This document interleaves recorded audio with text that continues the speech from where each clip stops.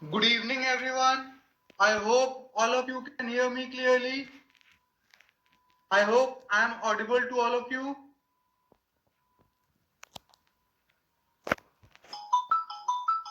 Very nice, friends. Very nice. So, first of all, I hope everyone had a good weekend. Everyone is fit and fine.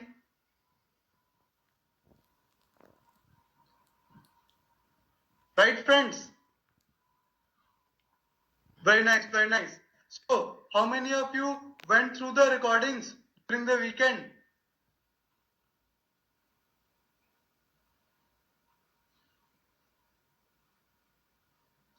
Right, right.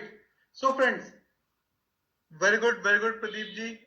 So, any doubts or queries till now, or shall I proceed forward? Everyone, great, great, friends. Okay, Pradeep ji, I will explain EBITDA once more.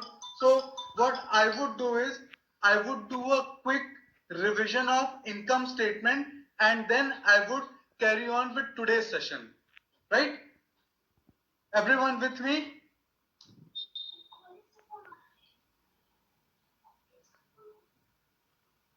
Right? Okay, so friends, I would be sharing the screen once again. Just give me a second, friends.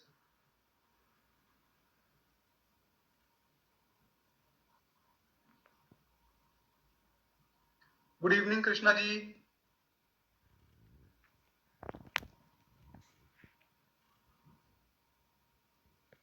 Screen clearly, everyone. Right. So, friends, let's first revise income statement once again. So, operating revenues are also called top line of the company. Am I right or wrong? Operating revenues, top line of the company. Perfect, perfect, perfect. And once we subtract operating expenses from operating revenues, we will arrive at operating profit, or popularly called EBITDA. Pradeep ji, what are operating profits? It is nothing but EBITDA, right? So the profits which the company is making at operating level. Pradeep ji, I hope you are getting it.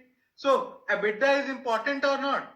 Because for any business, it is very important to know whether the main business, because of which it is in existence, how profitable it is at the operating level. I hope it is making sense, everyone. Right? Then in EBITDA, once we add other income and subtract, Amita ji, EBITDA stands for earnings before interest, tax, depreciation, and amortization. Amita ji, I hope everyone is getting it.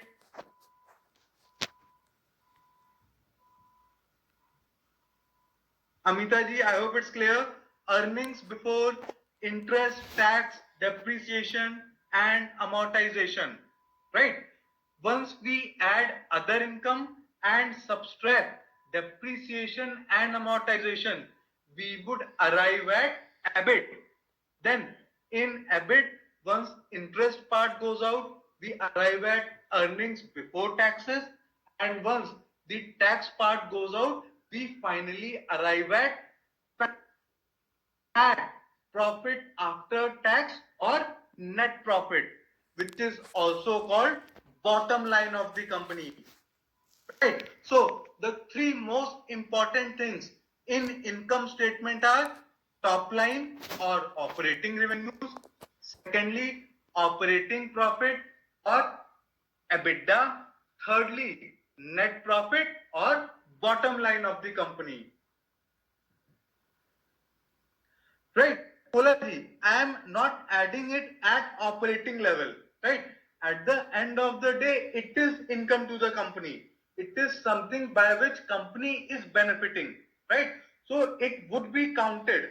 But since we want to know the performance of the business at operating level, that's why till EBITDA level, we are not adding it.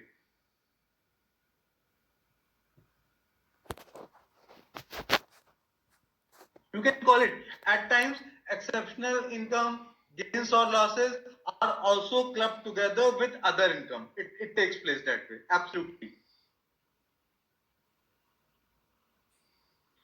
Kulaji, always exceptional income would impact the company positively.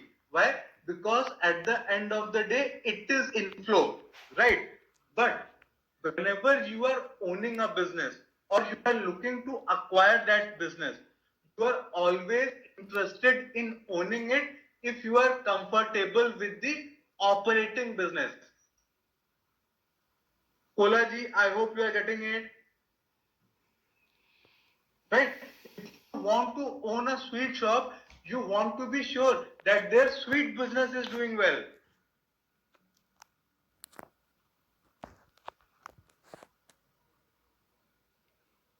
Perfect, perfect. Thanks, Samrat. Pradeep, you are spot on. Whenever depreciation would be high, absolutely, those businesses would be asset heavy. Tology, absolutely. All these line items would be in crores, right? So always remember, if you are expressing in lakhs, all the line items should be expressed in lakhs. If you are expressing in crores, all the line items should be expressed in crores. I hope everyone is clear with income statement. Pradeep, we would be discussing under ratio analysis. Don't worry, we would discuss the same.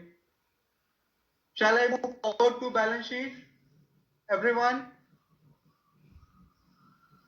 Right? Great. Now let us discuss balance sheet. So on Friday, we started with balance sheet and we discussed that balance sheet is a statement at a point in time which tells us at that point in time what all company owns and what all company owes. It's a statement about sources of funds and application of funds. I hope everyone recalls till here. Right. So now let us go through a balance sheet of HUL and try to understand various line items to get more conceptual clarity. So here I am starting with sources of funds.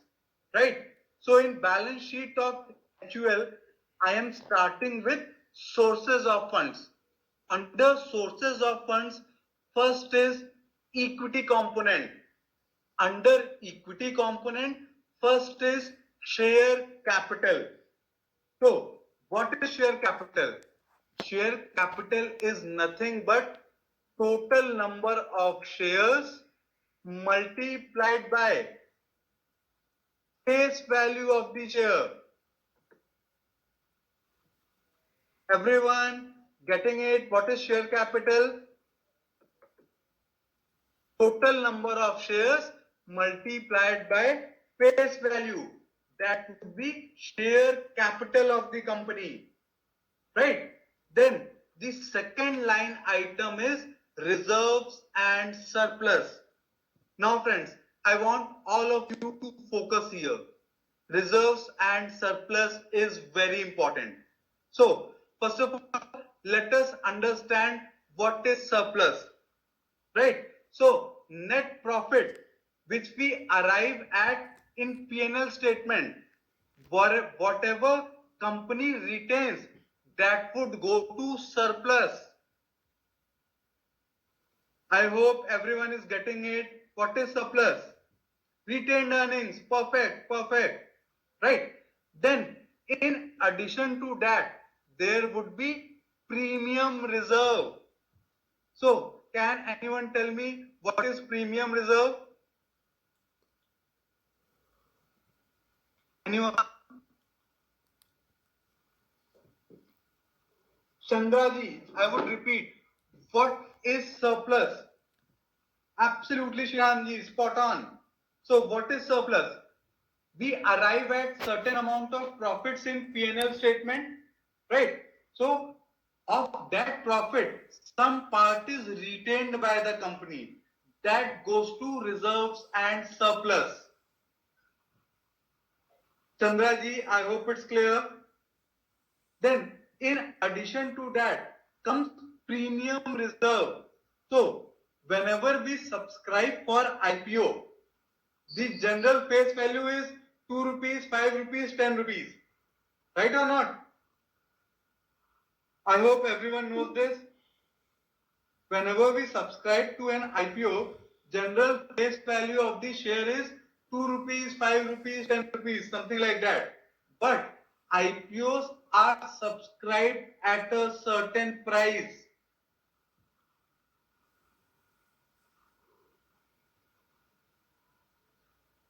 Absolutely, Yusufji, you are perfectly right. So, the price over and above face value at which IPO is subscribed, that is called premium price, and it goes into premium reserve. So, let us take, if say an IPO comes at subscription price of 200, right? So if you are allotted shares in IPO, per share cost is $200 G, right? Of this 200, if face value is rupees 10, how much would go per share to premium reserve? 190, absolutely, right? And always remember, friends, this is actual money which goes to the company. I hope everyone is getting it. Premium reserve. Right? So, in a nutshell, certain capital reserves are also there. So, money earmarked for long-term projects are also kept under capital reserve. The main thing is, if profitability of the company is consistently increasing and substantial part of that is retained by the company, reserves and surplus would swell or not. Everyone, I hope everyone is getting it right. So always in equity, reserves and surplus is very important, right? A company which would be profitable year on year, reserves and surplus would swell, right? So share capital along with reserves and surplus will together constitute total shareholders funds or equity component of source of funds. I hope everyone is clear with the equity part. Right. Now, in addition to equity, with respect to source of funds, the other part is non-current liability. So, Vishalji, secondary market stocks, at some point in time, they are always listed for the first time, right? So, any stock which is trading in secondary market, at some point it would have listed, then only it is being traded. Vishalji.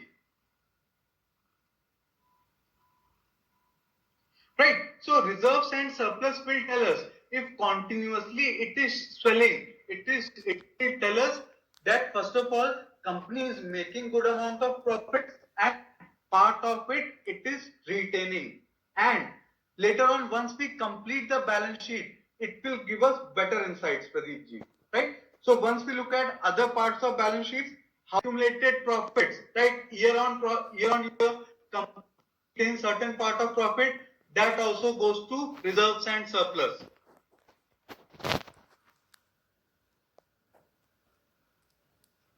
Right? So, what are non-current liabilities? These are those liabilities which are due for payment after 1 year. I would repeat, non-current liability is liability which is due after 1 year. So all the long-term loans which the companies take, they would come under non-current liability. Everyone getting it? All the long-term borrowings which companies do, they would come under non-current liability. In addition to that, there would be certain other non-current liabilities also, like long-term provisions for employee benefits, like PF, gratuity, leave encashment.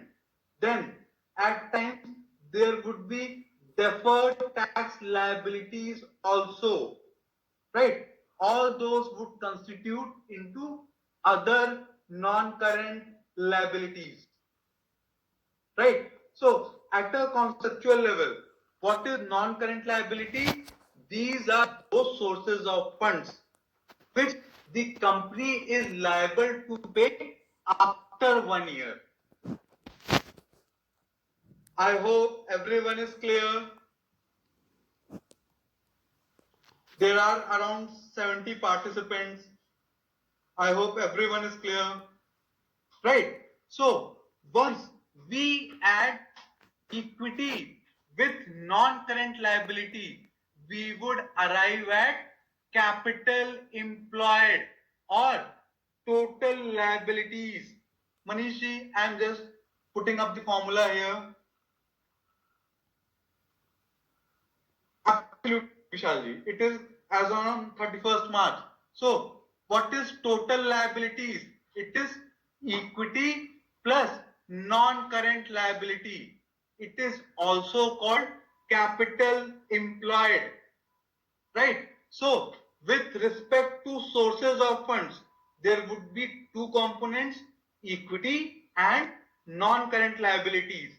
It is also called capital employed in the business. Yeah, Yusufji, please go ahead.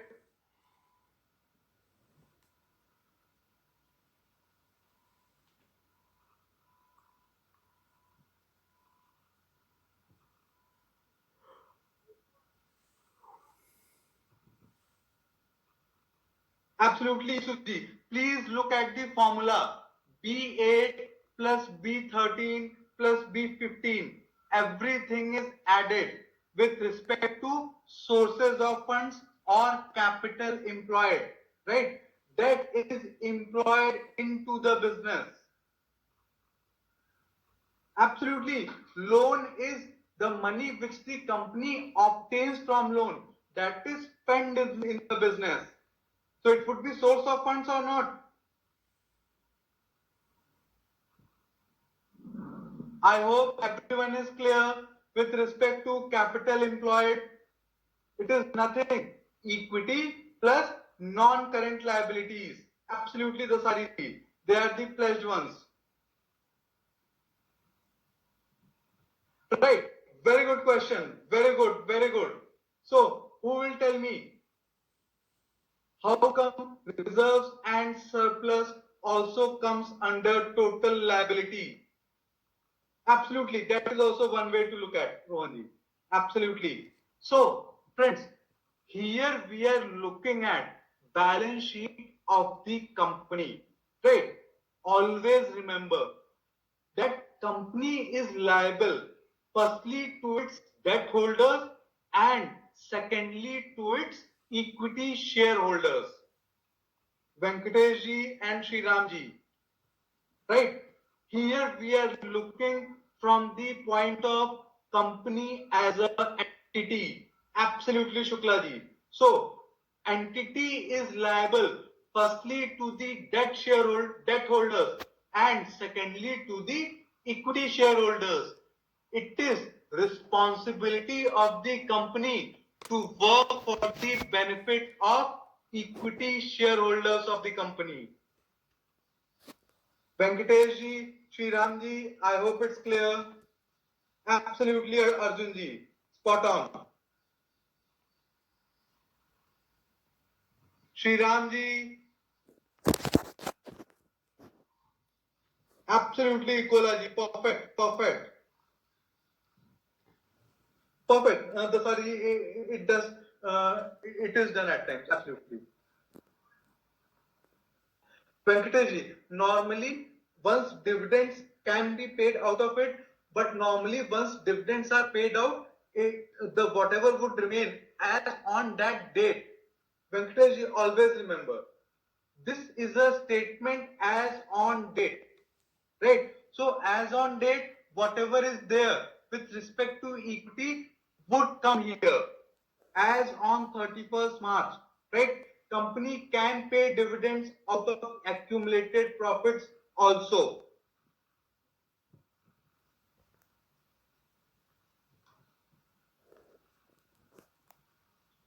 Venkatesh ji, please focus. Here, company is liable to equity shareholders also, right? Its first liabilities to the debt holders. Here, I am not looking at balance sheet of promoters. I am looking at balance sheet of the company. Shriram ji, Venkatesh ji, I hope it is clear. It's a different thing, right? It is for the company to work in the interest of shareholders. So up to that extent, they are liable.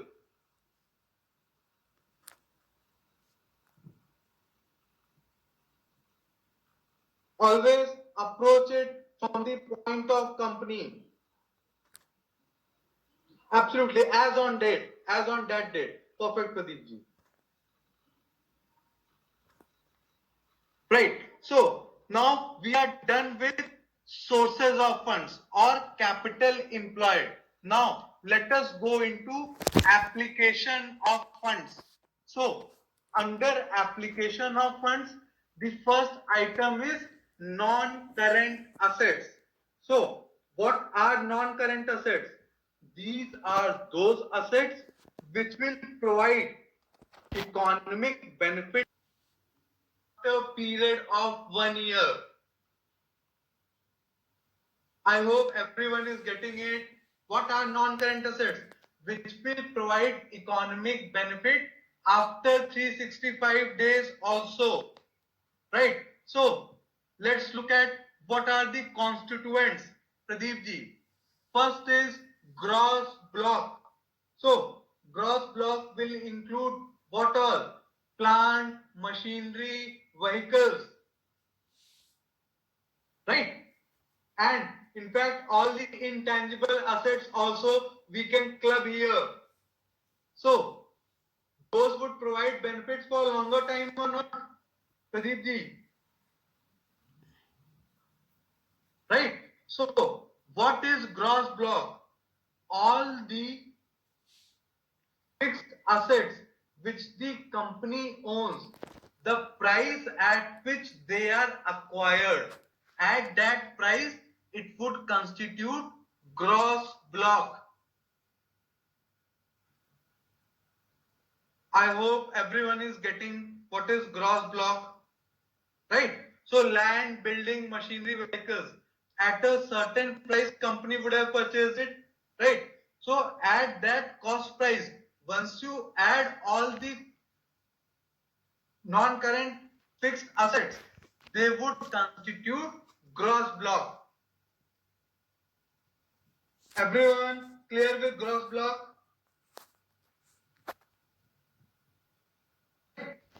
Then comes the concept of accumulated depreciation being subtracted. So friends, whenever we purchase vehicle, every year insurance cost goes down or not? Everyone, why? Because depreciation is accounted for, right? So the value of the asset goes down, right? Because of wear and tear. I hope everyone is getting it. Likewise, for all these assets, year on year, once the depreciation is subtracted, then you arrive at net block, right? So, as per company, the value of assets as on date of balance sheet, that would be net block. I hope everyone is clear.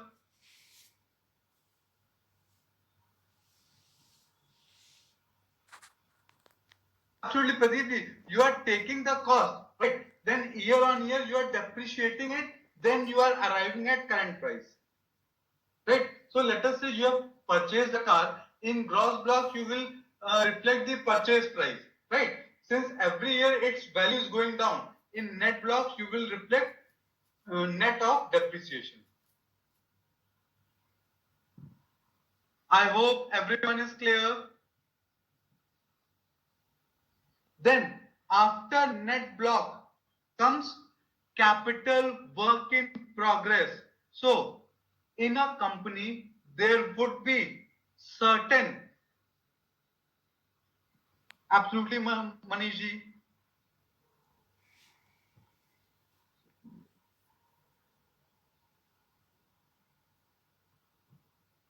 No, it is accumulated depreciation. It is accumulated depreciation.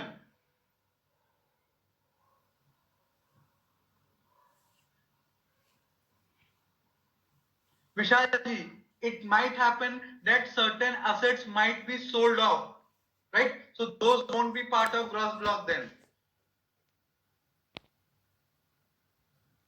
Vishalji, I hope you are getting it. Right? So then let us come to capital work in progress. Absolutely, Vishalji, spot on. So what is capital work in progress? So there would be certain building under construction, certain machinery under assembly. Those would called capital work in progress. Thanks, Samrat. I hope everyone is with me till capital work in progress. Absolutely, uncompleted assets.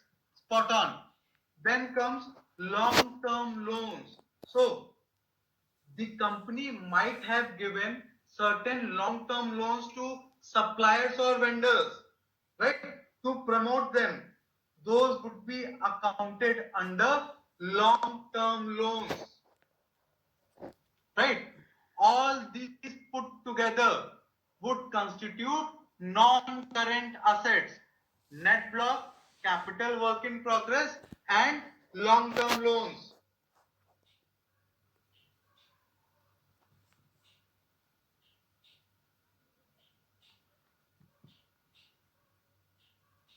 No, Sunita ji, capital work in progress won't be part of gross block. It would be listed separately.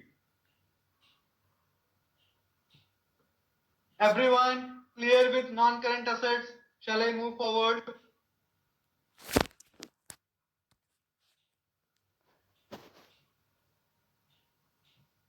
Right, Aji? Certain machinery might be under assembly, right? Then certain building for the company might be under construction, right? Still not ready for use. That would be called capital work in progress.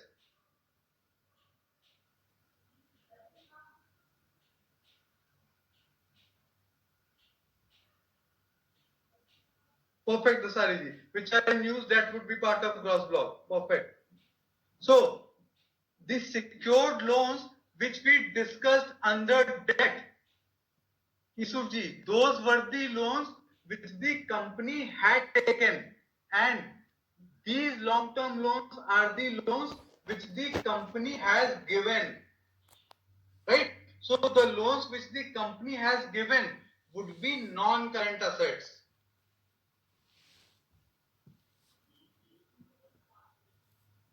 Perfect. I hope everyone is clear with non-current assets. Right.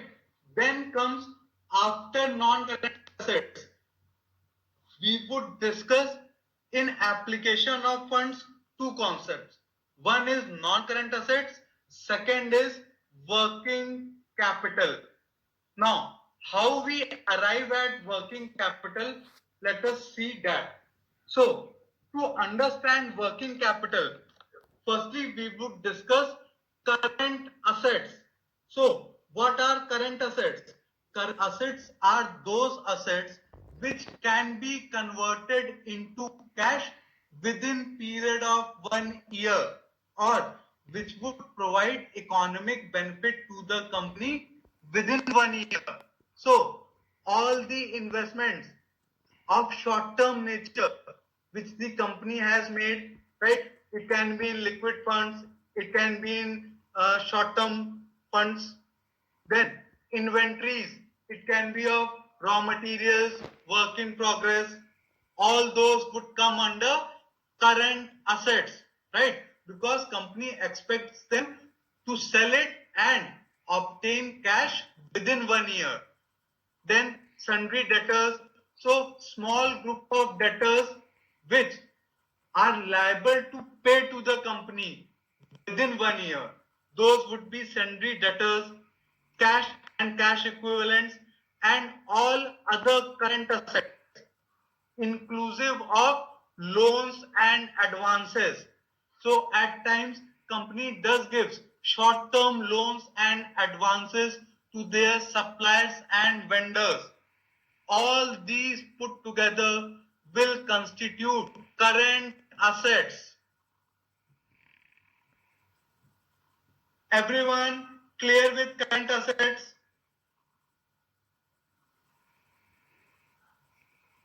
All of you? Right? Then let us discuss the concept of current liabilities. So, what are current liabilities? All the liabilities which are due for payment within 1 year. That would be called current liabilities, like trade payables, right? So the amount which the company has to pay to its suppliers and vendors within 1 year.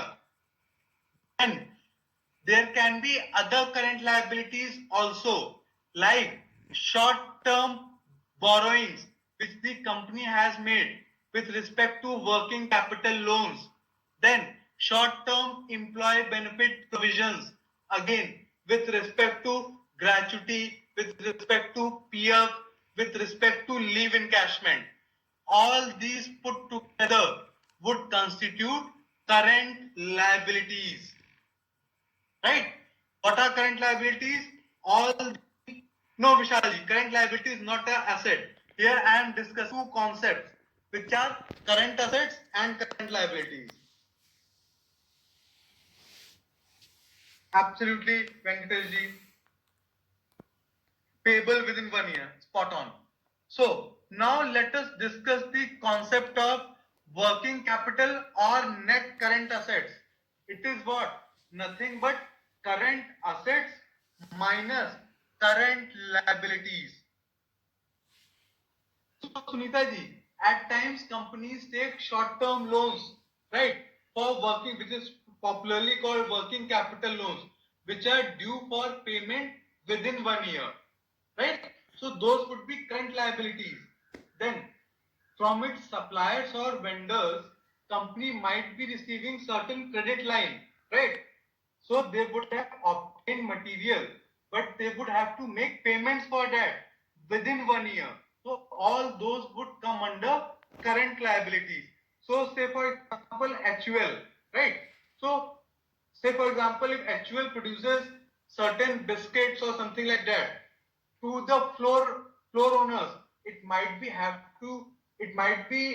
liable to pay certain trade payables. Absolutely, in certain cases, spot on. Absolutely, Dasari ji. So, everyone, please focus. The concept of net assets. What is that? Current assets minus current liabilities. So, if we have to look at application of funds, we would look at what? Non-current assets plus working capital or net current assets. Right?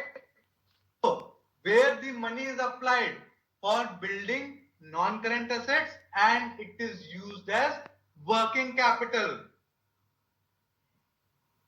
Everyone getting it? Application of funds.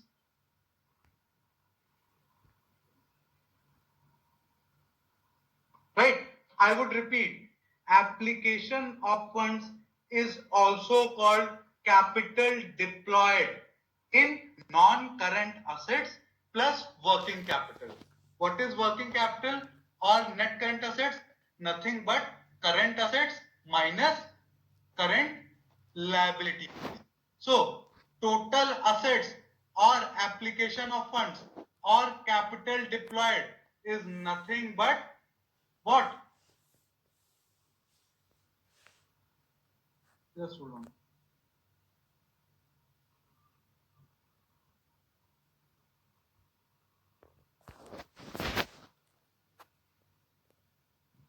Just see the formula. Total current. Sorry, just give me a second. So sorry, just give me a second. What is capital deployed? It is nothing but net current assets plus non-current assets. Dasari.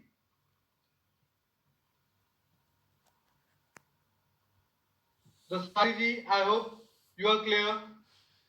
Capital deployed or application of funds is non-current assets plus working capital or net current assets. Now everyone, always remember, a balance sheet would always be balanced, right? So sources of funds would always be equal to application of funds. So total liabilities 4650, total assets 4650. So a balance sheet should always be balanced. I hope everyone is clear.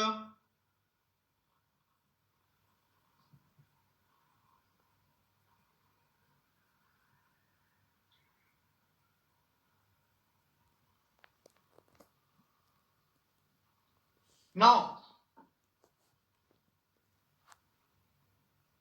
Pradeep ji, yeah, it would take place. Absolutely, Sunita ji. Many a times, sale of assets would take place, right? But on the next year, that is 31st March, once the balance sheet is always treated as on date. So, as on that date, what are the assets which the company is owning? Only those would be accounted for. Sunita ji, I hope you are getting it.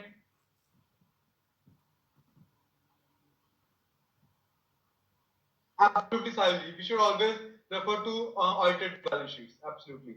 Now, Sahil and Pradeep, please focus on this. You would get much better understanding. Just give me a second.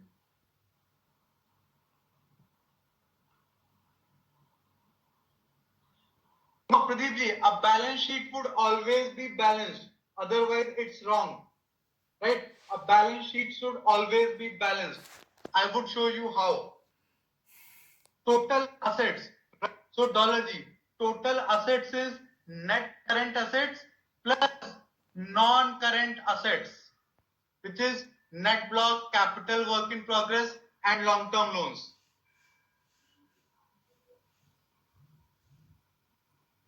Right? So,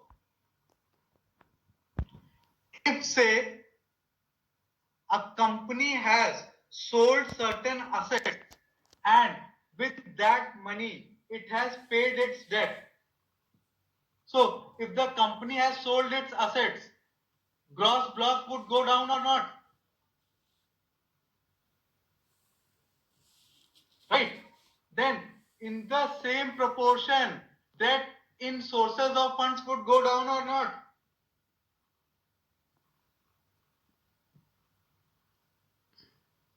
Absolutely, Rutujay ji. Spot on. I hope Pradeep ji, you are getting it.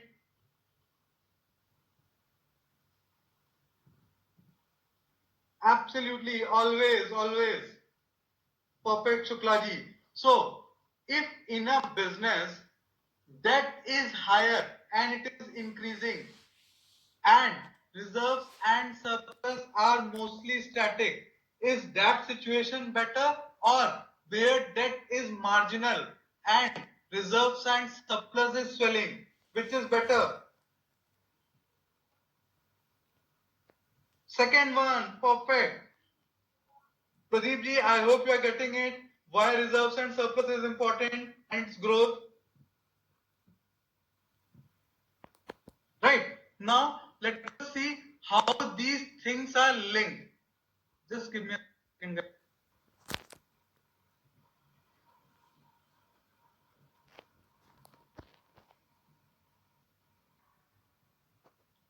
Please confirm me, friends. Right. So it is always said that financial statements interact with each other.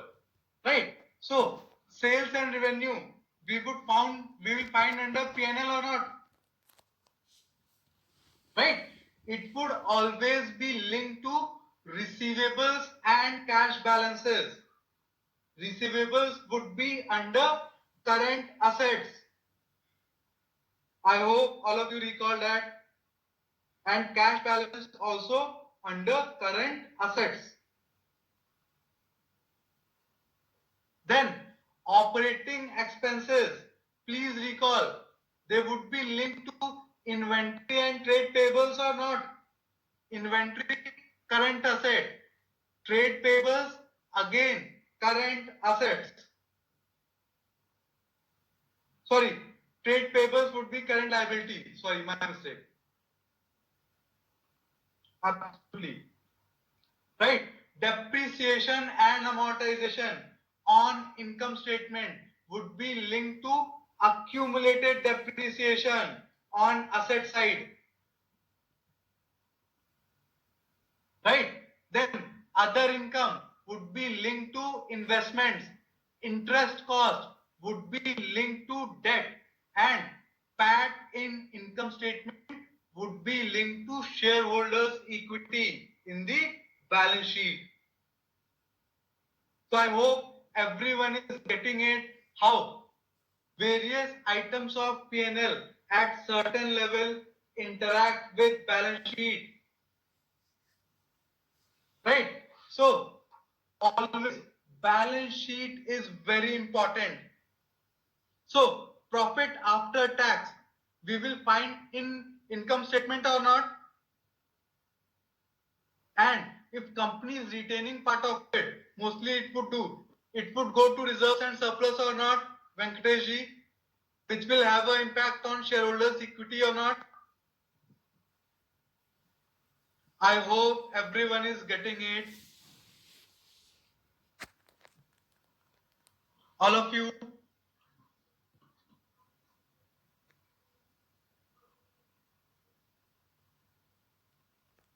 Right. So now I would do a quick quiz with all of you, both with respect to income statement and balance sheet.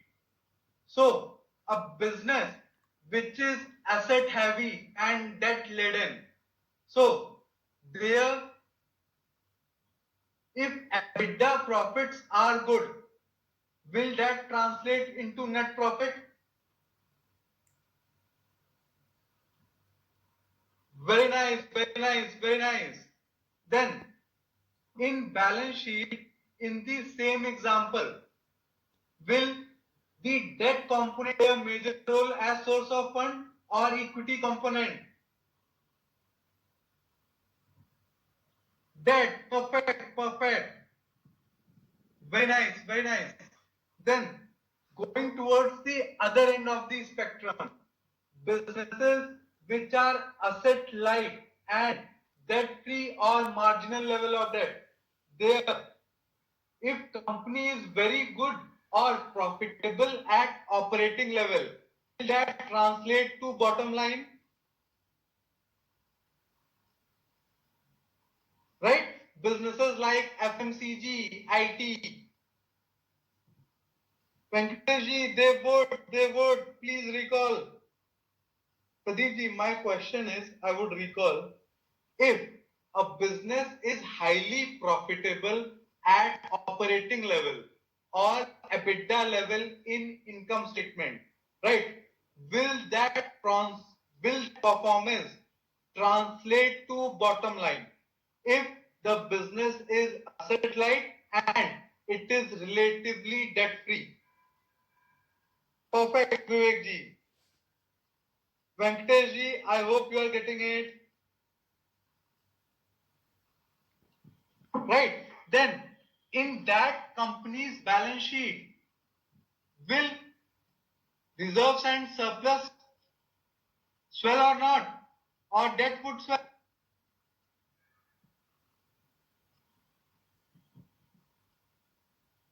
I hope everyone is getting it. Perfect, perfect. Very nice to see understanding of all of you. It's very encouraging for me. Right?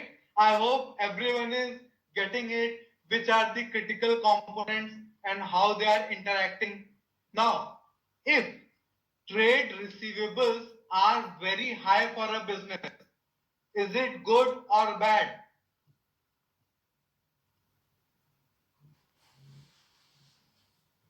Absolutely. That is, company is making lot of sales on credit, but it is not able to realize the same. Right? So, during pandemic times, which balance sheets would have been better, or which companies would have been better off, which had high cash on their balance sheet or which have had high debt on their balance sheet? Cash, absolutely. Right? Because those companies would have been conservative, absolutely, Sahilji. So, during troubled times, conservative companies which are relatively having lesser debt and which are having higher amount of cash would be better off. I hope everyone is following it. Right, friends? So this was all about balance sheet. Now I would take a 10 minutes break, right? After 8 o'clock, I would start with cash flow statement. Absolutely, Parikji, I would. Now, friends, I hope many of you would be knowing that India follows accrual system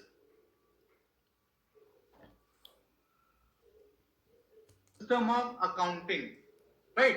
So in accrual system of accounting, if we have made sales and if we have not realized the cash, we will book the sales as revenue or not. That's the accrual system of accounting, right? So even if sales are made on credit, will we able to gauge it from income statement?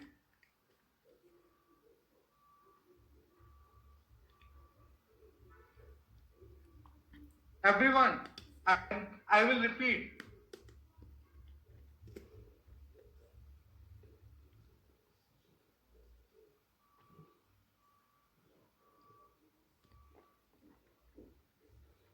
I would repeat my question.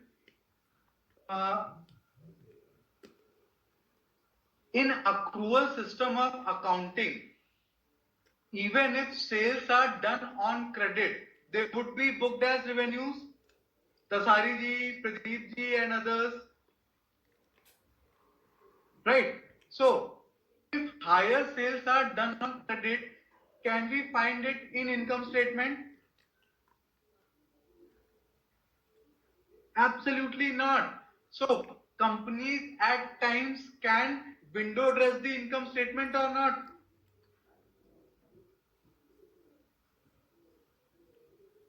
So it is said, income statement is vanity, cash flow is the reality.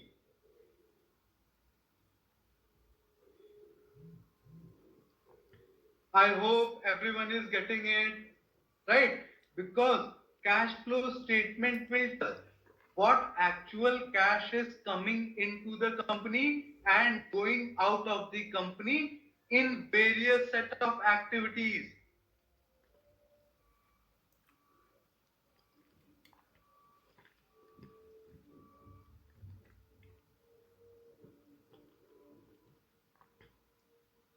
Parikji, if you don't receive it, then you have to provision for losses.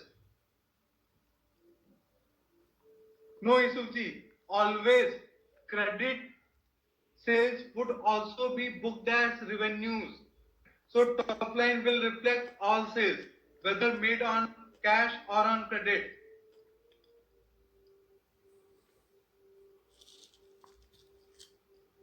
Absolutely, certain part will get clear in balance sheet, but cash flow would be the complete reality, right?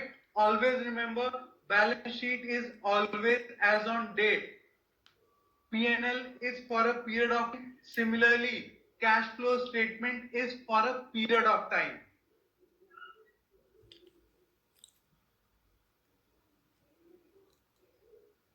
Parikji, always remember, both are for a period of time, right? So, always cash flow will give us much clearer picture, right? Only balance sheet is as on date.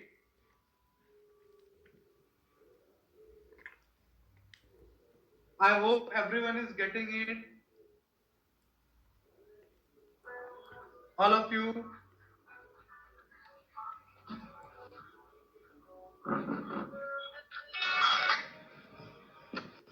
Everyone. Absolutely, Hemalji. Perfect, perfect, perfect, perfect. They would be shown as receivables in balance sheet. Absolutely.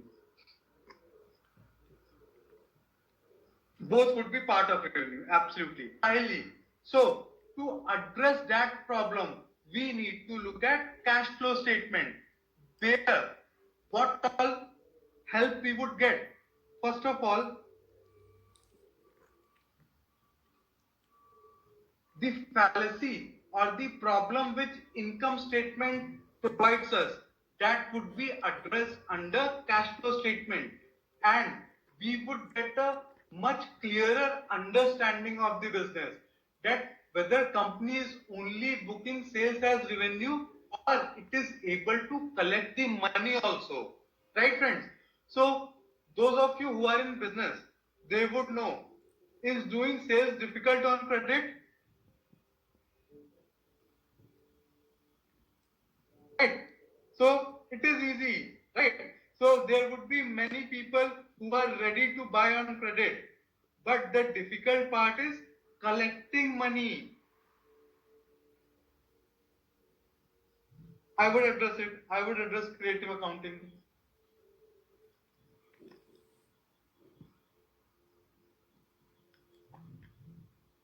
Right? So cash statement is always the reality. Now what we would do is, let us take an example to understand cash flow statement in much detail, and where we would get how creative accounting is done. Okay? Himal ji, Pradeep ji, Puneet ji, everyone.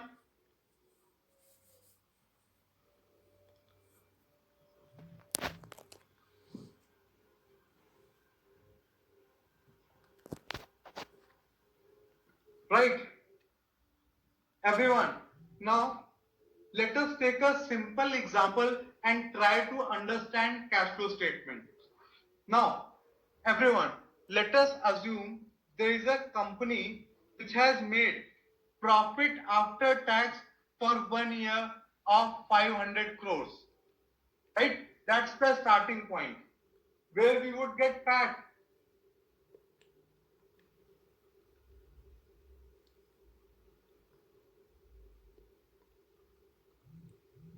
Income statement, perfect. Now, are depreciation and amortization expenses real or accounting in nature? Everyone, does under depreciation and amortization real money goes out? They are accounting entries, absolutely. So, if say depreciation entry is of 100 crores, under cash flow statement, will it be added or subtracted? Because in income statement, we have subtracted it. It would be added back or not? everyone. Then, if say company has, Pradeep ji, income statement, depreciation and amortization expenses have been subtracted or not to arrive at PAT. Pradeep ji, right? So if we are looking at from the cash flow statement and we know that depreciation is a accounting entry. So for cash flow statement, we have to add it back or not? Because we are looking at actual cash coming in and going out of the business. Now friends, please remember here what we have to focus that under various heads is actual cash coming into the company or going out, right? So trade receivables is actual cash coming in or going out.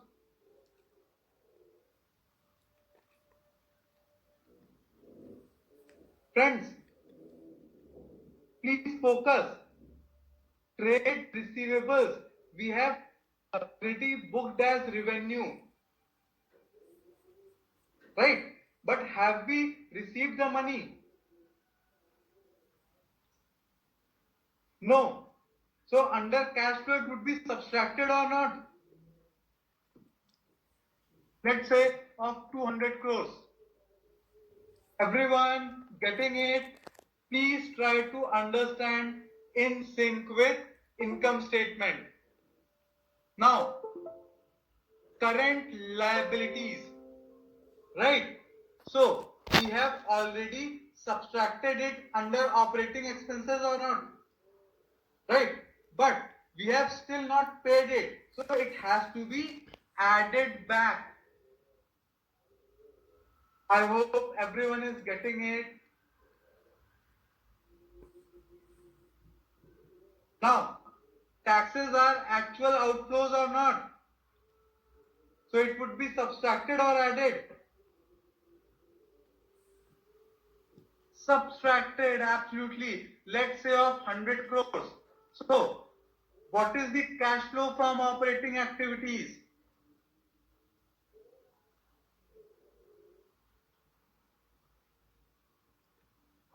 Everyone, 50 crores, absolutely. Plus or minus?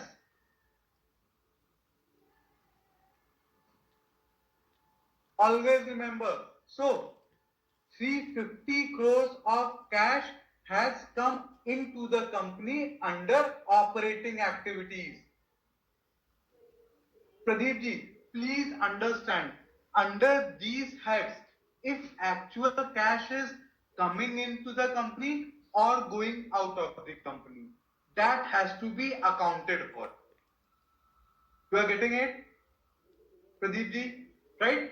And the conclusion is cash flow from operating activities. So the basic operations of the company, which are sales, marketing, HR, manufacturing, by operating these activities, how much cash is coming into the company.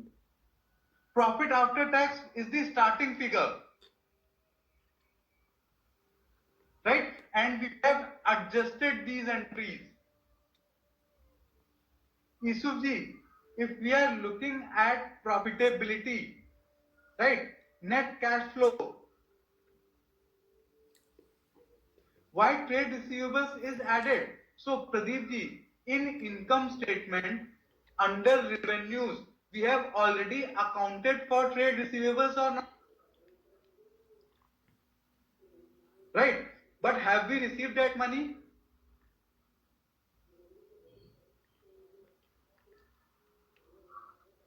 Absolutely. So it has to be subtracted. Absolutely, Shukla ji, you can say that, but I am just taking this example for understanding sake. Current liabilities. So payment due to vendors under operating expenses, we have already subtracted it or not? Absolutely, I am working backwards. Ajay ji, right? But has actual cash gone out of the company? No. That is why I am adding it back. Parik ji, amortization and depreciation are expenses, but those are accounting entries. Actual cash does not go out of the company.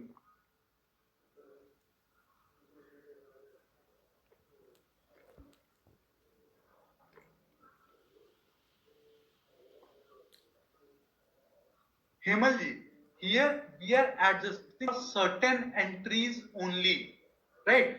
Now there would be lot of line items under revenues and under expenses,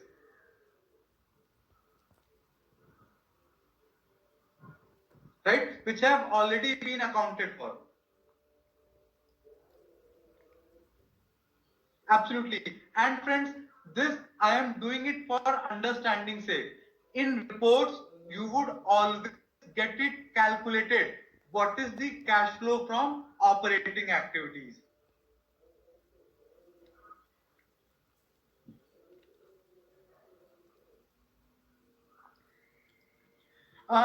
Tax payable, absolutely. In certain times, that can be a variation, the Sariji. This I am just illustrating it. Right, friends? Please focus. My main point is that cash flow from operating activities should be in proportionate to the net profit. Dasari ji, Hemal ji, right? That's the bottom line which we as investors need to focus on, right? That over a period of time, the kind of growth the company is showing in net profits, right? It should be reflected in cash flow from operating activities or not. Hemal ji, Dasari ji, right? So in that light, try to understand it. Right? We don't have to calculate it. We don't have to become accountants. We are here to become investors, right? So we have to focus on interpretation part. It should be always equal, Himaji, but the trend should be maintained, right? Because future sales would be done on credit, right? Certain degree of credit would always exist in business, right? So if net profit is growing at say 15-20%, cash flow from operating activities should also grow on similar lines, right? And operating activities as a percent, cash flow from operating activities as a percentage of net profit should be higher. Higher the cash flow from operating activities, better it is.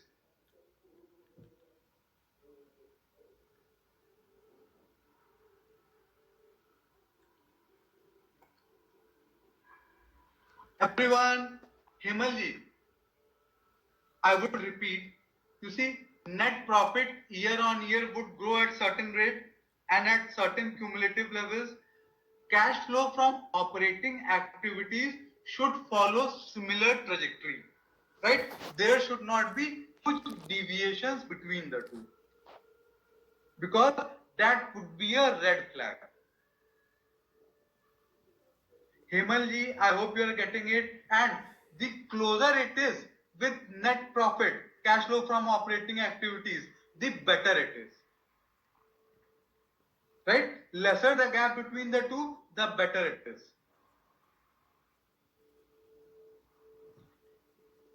Himalji, in any business, some degree of credit would always exist or not. Right? That's the way businesses are done. Right? So, what I am saying is cash flow from operating activities should not show great deal of variation vis-a-vis net profit. Right? Certain variations is part of life, is part of business. These things don't operate in vacuum, right? But huge deviations consistently is a sign of red flag.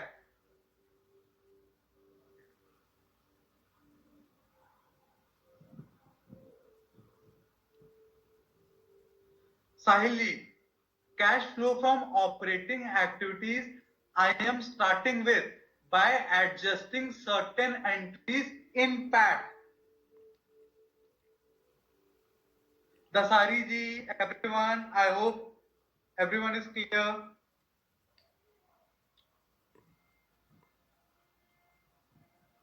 Absolutely. Now, let us look some more examples.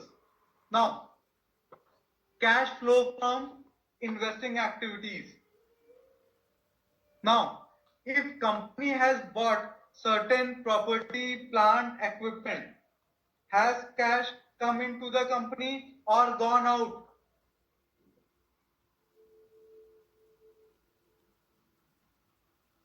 Company has bought, cash has gone out or not?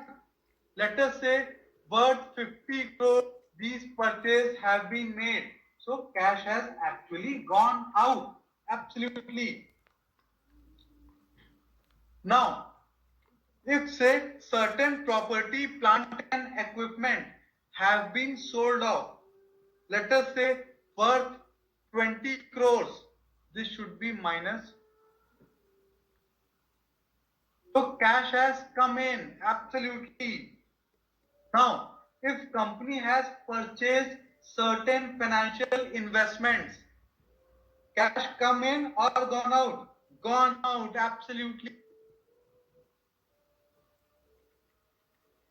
Now, on its deposits, if company has received interest income, cash has come in. Perfect, perfect.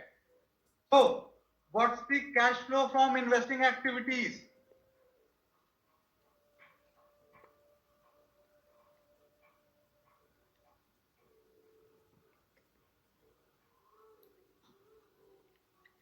Minus 180 crores. So, under investing activities, 180 crores have gone out of the company. I hope everyone is clear till here.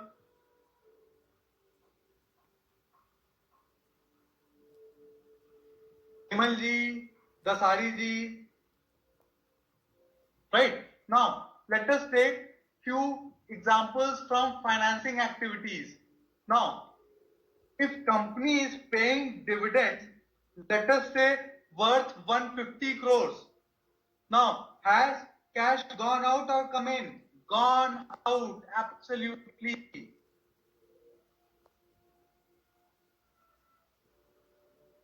Right? Now, proceeds from share allotment. If company has raised equity, cash has come in, let us say 50 crores. Interest paid on loans. Has cash come in or gone out? Gone out, absolutely. So, what's the net under financing activities? Minus 150, perfect.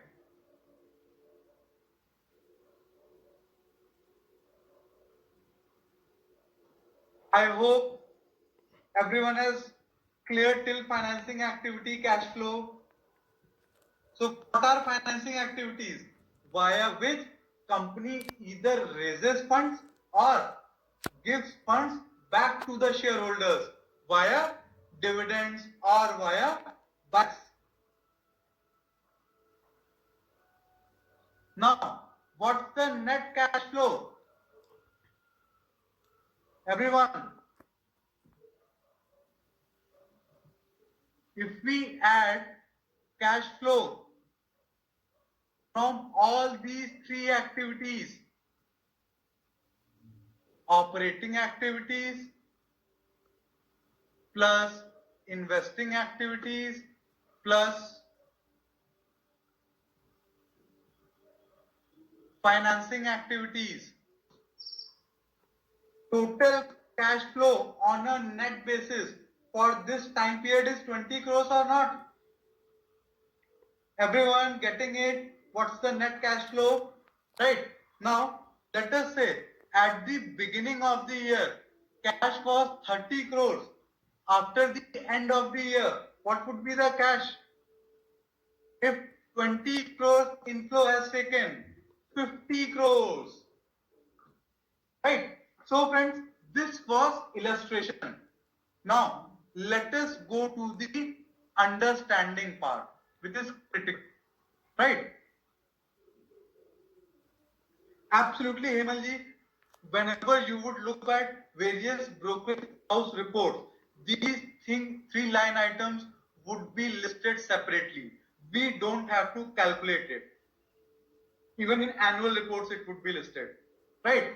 So, first thing first, in any cash flow statement, look out for cash flow from operating activities. Firstly, it should be positive and this number should be higher.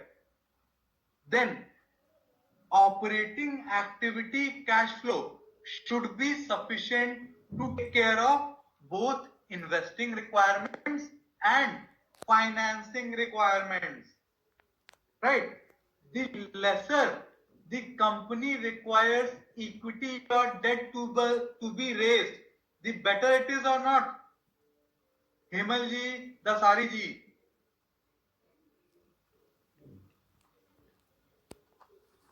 I hope everyone is getting it. Which parts of cash flow statement should be looked at? Himalji,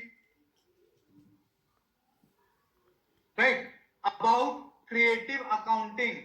One way is to just swell operating revenues on credit. Income statement will look very fancy, right? But if you go through cash flow statement, then up to certain extent, we would receive clarity. I hope everyone is clear with cash flow statement and why it is important. Shukla ji, cash flow statement, you would always financially look on quarterly and on annual basis.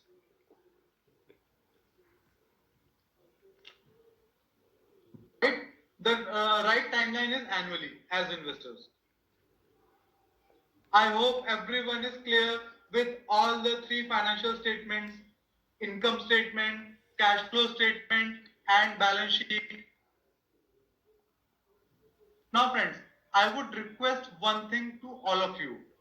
Now friends, these concepts in the first instance might sound heavy, right? I am not denying that fact, right? Especially to those who are not from accounting background, right? But please don't be intimidated from it, right? Per se, these concepts are not at all difficult, right?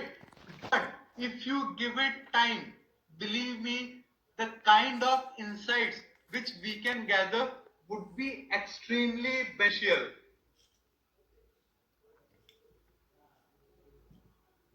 I hope everyone is getting it.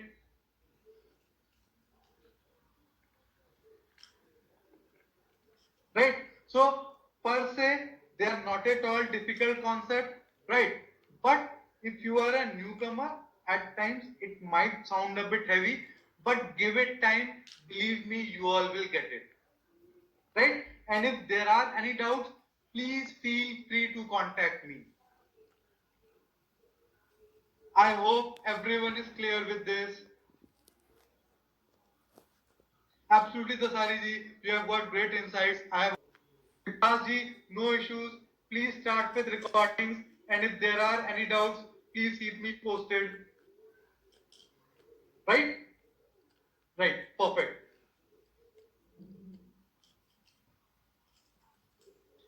Himal ji, as a newbie investor, right? What is ratio analysis? All the data sets which we have discussed under the three financial statements is kind of raw data via certain set of ratios on parameters like revenue, profits, leverage, liquidity, efficiency.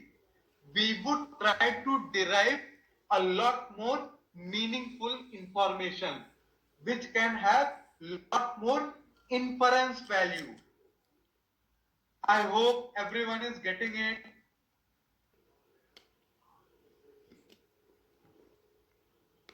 Right?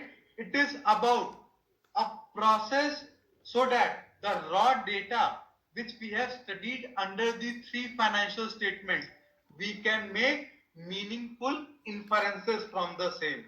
Right? So today we would be starting with two set of ratios. Those would be growth ratios and margin ratios. Now, Dollar G, all the concepts we have studied under the three financial statements, those can be classified as raw data, right? Via certain ratios, we will try to make more meaningful sense of that, right? So I will give you an example. Let us say there is a 20-20 match, right? Now, one bowler has given 10 runs in 2 overs and other bowler has given 20 runs in 4 overs, right? Or let's just change a bit. One bowler has given 10 runs in 2 overs.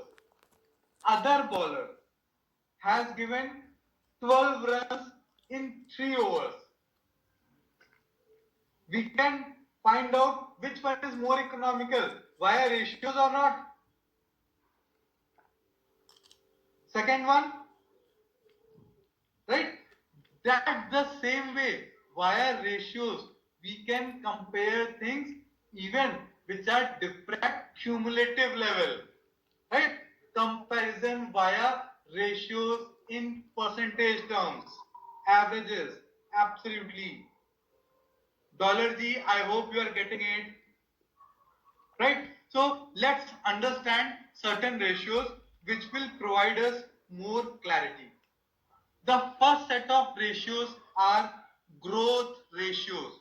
So under growth ratios, we would look at growth in sales, EBITDA and net profit. Where would we find all these line items?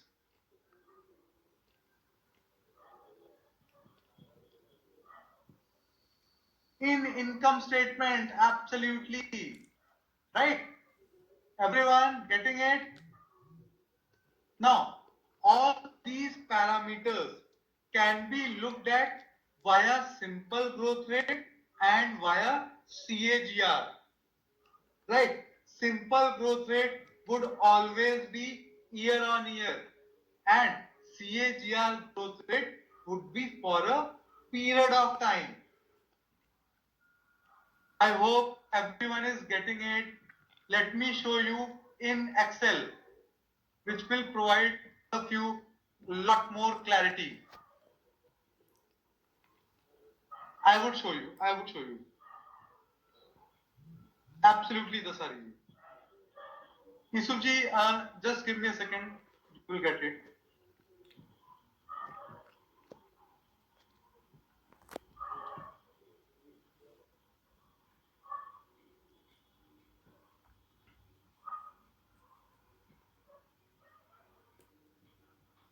Sales, EBITDA and net profit. Let me show you in Excel. You will get it. Now, if say I have to look at growth in revenues year on year, it would be always with respect to previous year or not, right? Simple Excel formula. Everyone, C5 by B5 minus 1 into 100. Let us see, right? 15 over 14. Growth rate. Simple, everyone. This is simple or CAGR? Simple, absolutely. If we have to look at CAGR growth rate, we have to look at this formula for this entire period. Ending value divided by beginning value raised to the power 1 by t minus 1. I hope everyone is getting it.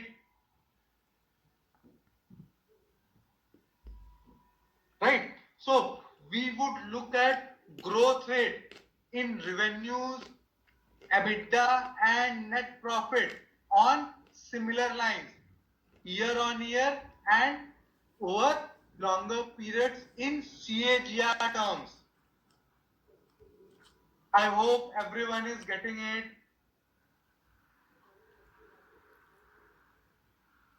I hope everyone has got the formula here. Very simple maths, nothing complicated.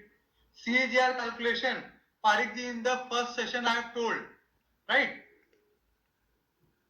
It just look at the Excel formula. H5 ending value divided by B5 beginning value raised to the power 1 by T. T here stands for time period. There are 6 time periods from 14 to 20 minus 1 into 100. Simple. Absolutely 1 by N or T, whatever you may call it. Absolutely. But N or T here stands for time period. I hope everyone is clear. Parik ji, Dasari ji. Right? Everyone clear with the growth ratios? Then it will help us in comparing with peer companies or not. If we are looking at growth in operating profit in Asian Paints versus Berger Paints, these ratios will help us or not? Right? Everyone? Right. Now, the second set of ratio which we would be discussing would be profit margin ratios. So, everyone would have heard about EBITDA margin, right or not? Or operating profit margin, right? So, what is that? It is nothing expressing operating profit as a percentage of operating revenues.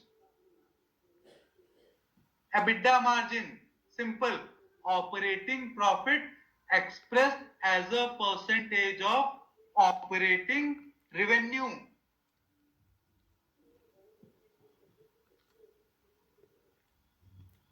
Everyone getting it?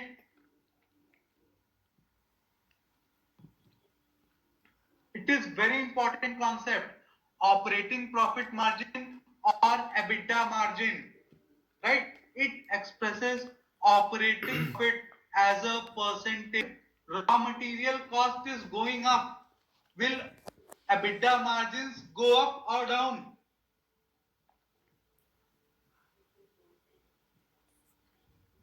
So it's an important parameter to watch out for or not?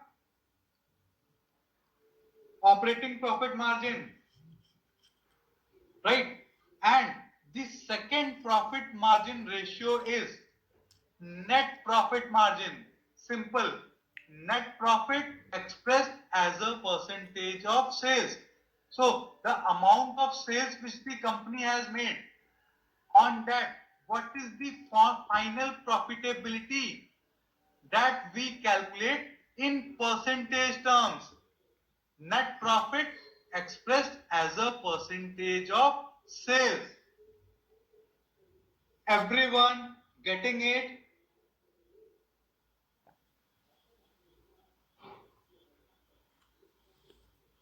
Both profit margin ratios, operating profit margin and net profit margin, absolutely Manisha ji. Net profit by net sales in 200, absolutely.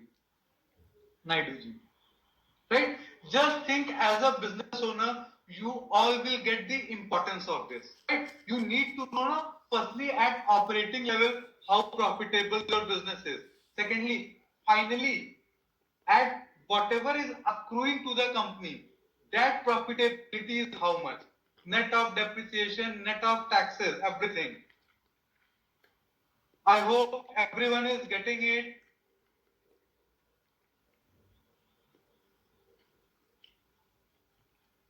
Right, friends. So I would stop here. Today I have discussed only two set ratios.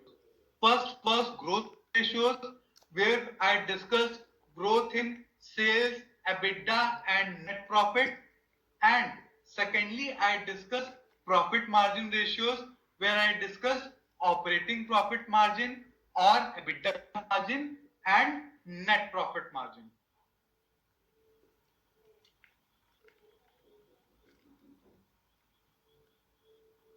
Naidu ji and Sunita ji, just look at the figure once again. Net profit B3 by B5 into 100. B30, sorry. B30 is net profit expressed as a percentage of top line operating revenues.